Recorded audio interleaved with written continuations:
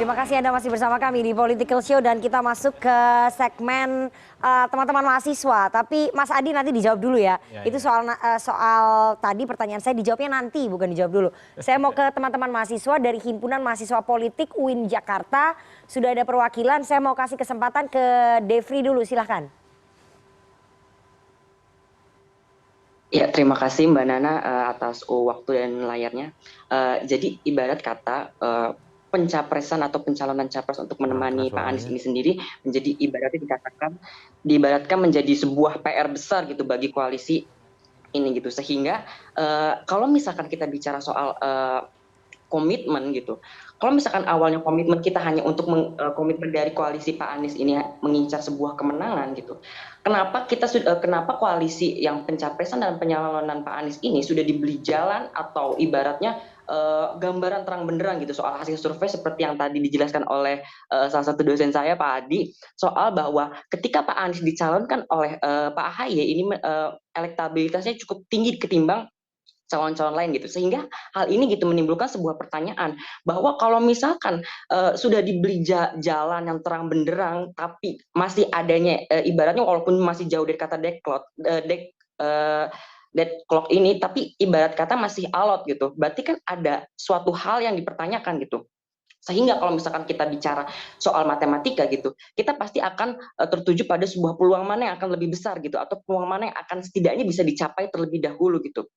Sehingga yang menjadi pertanyaan kembali adalah apakah ketika hasil nanti pada akhirnya gitu Pak Anies berdampingan dengan Pak AHY ini hasil ini bakal diterima secara kafah atau diterima tapi ada unsur embel-embel di belakangnya gitu. Sehingga baik lagi gitu kita bicara soal komitmen gitu, karena bagaimanapun politik itu banyak atau penuh dengan suatu ketidakpastian gitu. Bisa saja gitu ada haluan atau hal lainnya. Mungkin itu sedikit dari saya Mbak Nana. Oke, jadi ada pertanyaan besar kenapa kemudian tidak kunjung dideklarasikan dan kalau memang nanti berpasangan pasti ada komitmen di belakangnya. Begitu ya Devri.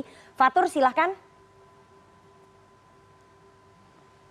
Baik, terima kasih Mbak Nana atas kesempatannya. Dengan adanya kealotan dan juga deklarasi yang sempat dibatalkan sebelumnya, ya di mana termasuk dinamika dari koalisi perubahan ini sendiri. Maka dari itu di sini dapat kita perhatikan juga bahwa elektabilitas koalisi dari perubahan ini sendiri itu perlu diperhitungkan gitu dalam mengusung capres dan cawapres ke depannya. Karena pada dasarnya menurut saya keharmonisan atau situasi titik temu dalam koalisi ini dapat berpengaruh pasca pemilu sekalipun.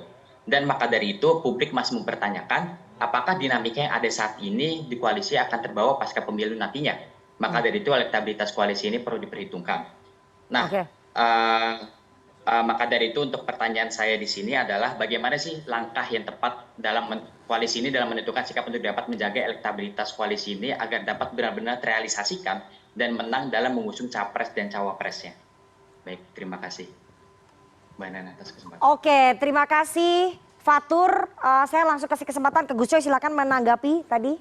Apa yang perlu ditanggapi? Ya itu yang tadi yang pertama, ada pertanyaan besar kalau misalnya tidak kunjung dideklarasikan koalisinya Mas Anies itu. Kalau misalnya nanti jadinya sama Anies AHY, itu komitmennya apa di belakang?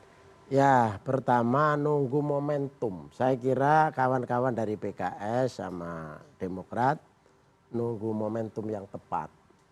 Politik itu antara lain yang harus dihitung adalah momentum. Yang kedua, setiap koalisi tentu ada komitmen.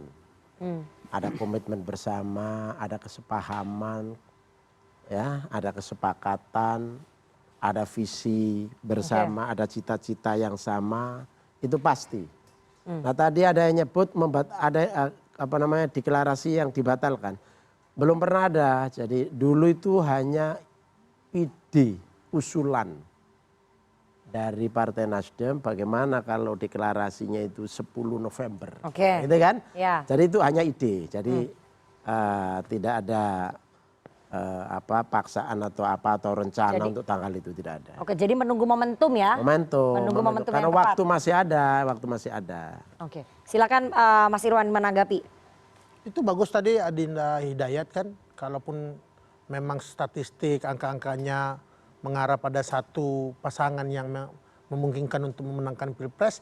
Dan kami temuin itu ya, ketemu di akar rumput di masyarakat memang sama halnya karena mereka melihat apa namanya Mas Anies ini sebagai tokoh perubahan yang berbeda dengan rejim saat ini, dan mereka juga memang melihat bahwa yang paling tepat mendampingi itu adalah juga yang tokoh yang sejak awal memperjuangkan perubahan dan perbaikan. Maksudnya Mas AHY. Ya, seperti itulah. Oke, jadi menurut Demokrat yang paling tepat yang mendampingi adalah Mas AHY. Nah, itu kan tadi Dinda Hidayat itu kan mahasiswa ya, saya pikir sangat rasional. Nah, sisi rasionalnya terlihat itu.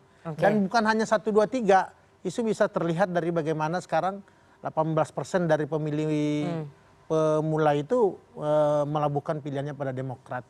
Tapi kalau bicara mengenai komitmen sebenarnya begini, ini kan bukan menang adalah tujuan utama, tetapi di atas daripada itu kesejahteraan rakyat ini menjadi suatu tujuan mulia daripada kekuasaan gitu. Kita ingin dengan koalisi 3 ini syukur-syukur bisa terus melebar dan bertambah. Ini kemudian nanti menghadirkan 5 tahun ke depan Indonesia yang lebih maju, lebih sejahtera daripada hari ini. Gitu. Oke, Mas Adi menjawab tadi pertanyaan saya sebelum break soal main mata penjajakan alternatif yang dilakukan oleh Nasdem dan juga Demokrat, melihatnya seperti apa? Apakah ini koalisinya rapuh atau bagaimana? Ya saya kira kalau mengacu pada pertanyaan mahasiswa pertama itu hampir sama suasana kebatinan dengan kita-kita ya, bahwa poros perubahan ini adalah satu-satunya poros yang paling banyak dinantikan. Kapan ini deklarasi bersama? Karena kalau tidak ada poros perubahan, tidak ada Anies Baswedan maju, saya kira Pilpres 2024 tidak menarik. Karena yang bertanding adalah all Jokowi's men, all President men. Jadi orang kemudian tidak melihat ada sesuatu yang menarik untuk diperbincangkan. Nah Anies, terlepas Nasdem menolak disebut sebagai antitesa, adalah tokoh oposisi yang selama ini memang dihadap-hadapkan. Kalau Anies bisa dapat tiket, bisa maju, ya saya kira menarik di 2024. Yang kedua saya kira tantangan poros perubahan ini bukan lagi pihak eksternal. Dulu dikaitkan dengan soal Formula E. Rasa-rasanya Formula E sudah hilang. Yang sekarang menjadi tantangan utama bagaimana Anies dan Nasdem bisa meyakinkan Demokrat ya. Kalau AHY bukan cawapres, apakah iman politik Demokrat tetap ke Anies ataupun tidak? Kalaupun toh tidak cawapres, kira-kira apa yang bisa jadi konsesi sehingga Demokrat harus menjadi bagian di dalamnya, termasuk pada PKS. Nah, inilah yang kemudian menurut saya kenapa belakangan Nasdem itu menyebutkan nama-nama lain di luar AHY, di luar AHR, di luar Demokrat dan PKS. Karena ada kemungkinan mungkin mereka sedang mencari siapakah figur dan partai yang relatif bisa diajak kerjasama bersama, minimal untuk mengamankan tiket pencapresan Anies. Ini kan yang rumit, kalau dengan Demokrat mentok harga matinya AHY, dengan PKS mentok harga matinya AHR, gimana kalau dengan partai politik yang lain? Mungkin PKB, mungkin Golkar yang sampai saat ini sedang oleng juga. Jadi semuanya sedang oleng ya? Sedang oleng betul bahwa kalau kedua partai di luar Demokrat dan PKS ini relatif bisa diajak kerjasama, relatif mudah negosiasinya, sangat mungkin Nasdem dan Anies ini mencari pelabuhan yang lain. Tapi itu tadi wajah antitesa dari Anies itu tidak akan kelihatan. Jadi sampai sekarang menurut Mas Adi masih sulit bagi Nasdem dan juga Anies meyakinkan Demokrat untuk tidak mencalonkan AHY begitu sebagai cawapres. Ya karena ini kelamaan. Orang melihat sekeras apapun Demokrat, PKS dan Nasdem ini solid. Solid, bahasa orang Madura, solid itu sulit biasanya. Pasti ada sesuatu yang tidak selesai pembicaraan di dalam. Tentu yang paling menarik adalah cawapres, bukan yang lain, tentang kesejahteraan, tentang ekonomi. Udah menang dulu, baru bicara tentang kesejahteraan dan ekonomi. Gimana bicara tentang kesejahteraan, bicara tentang ekonomi, tentang pengangguran. Kalau pemilunya kalah, tidak punya instrumen untuk melakukan itu semua. Kan kira-kira begitu, Kanda. Oke, saya mau tanya ke Mas Irwan, Demokrat masih mau nggak nih berkoalisi dengan Nasdem meskipun nanti AHY bukan cawapresnya? Nah ini kan kebolak-balik nih Mbak Nana. Ingat, partai yang paling pertama mengusung perubahan dan perbaikan itu Demokrat. Jadi artinya kalau kemudian Mas Anies membawa visi perubahannya untuk kemudian merebut kekuasaan di sini, ya sudah jelas pilihannya gitu loh. Ini yang sekarang kita diskusikan.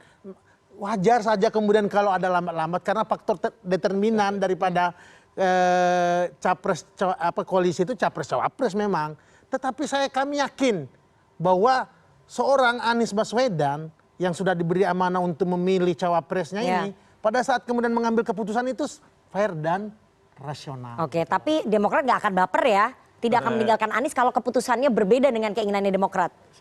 Partai Demokrat ini punya masa lalu yang membanggakan, Mbak Nana. Itu dijawab aja, straight aja itu Ya, gimana? artinya kami pernah diusung oleh 3 partai dan kami pernah berkoalisi dengan banyak partai. Kami sangat paham hal itu. Jadi tidak perlu meragukan Partai Demokrat.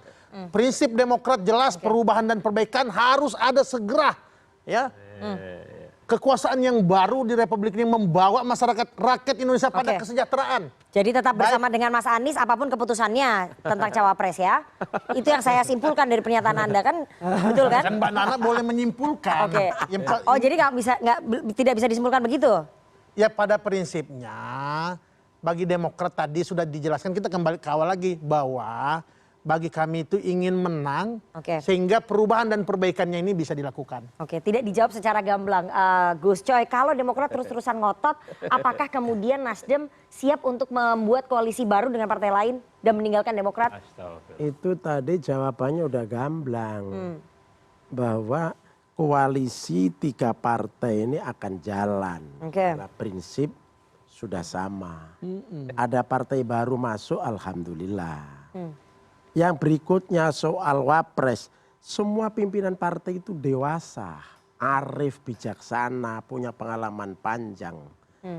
Karena masing-masing nggak bisa maju sendiri-sendiri, harus bersama, maka tentu saja nanti akan ada kesepakatan seseorang ya, dari mana saja akan ada ujungnya kesepakatan. Jadi jangan diragukan secuil pun. Jadi Nasdem meyakini bahwa Demokrat dan juga PKS akan berada dalam satu perahu koalisi yang sama. Siapapun cawapresnya. Itu optimisme Nasdem ya. Oke, terakhir Bang Laude sebagai relawan, apakah kemudian tidak masalah kalau misalnya nanti akhirnya Mas Anies majunya lewat koalisi lain? Tadi baik Bang Effendi maupun Bang Irfan menyampaikan bahwa ketiga partai ini, Nasdem, Demokrat, PKS sudah solid. Bahkan berdoa, ya mudah-mudahan ada tambahan kan gitu ya. Jadi buat apa kita berandai-andai kan gitu. Tapi apapun perahunya nggak masalah kan? Apapun perahu koalisinya relawan nggak kita ada dari masalah. awal sudah menyatakan ya apapun makanannya, minumannya Teh Anies. Apapun postur koalisinya, siapapun wakilnya, yang penting Anies presiden. Oke, sangat samina watona dengan partai-partai. Tapi kita lihat nanti setelah menang seperti apa. Dan setelah ini akan ada sentilan ataupun suara kritis dari teman-teman komika tentang bagaimana mereka memotret persoalan politik hari ini di koalisi perubahan Nasdem, Demokrat dan juga PKS. Siapa yang cocok mendampingi Anies Baswedan menurut mereka? Kita akan jeda terlebih dahulu. Kita akan saksikan penampilan dari teman-teman komisi.co. Jangan kemana-mana, tetap bersama kami di Political Show.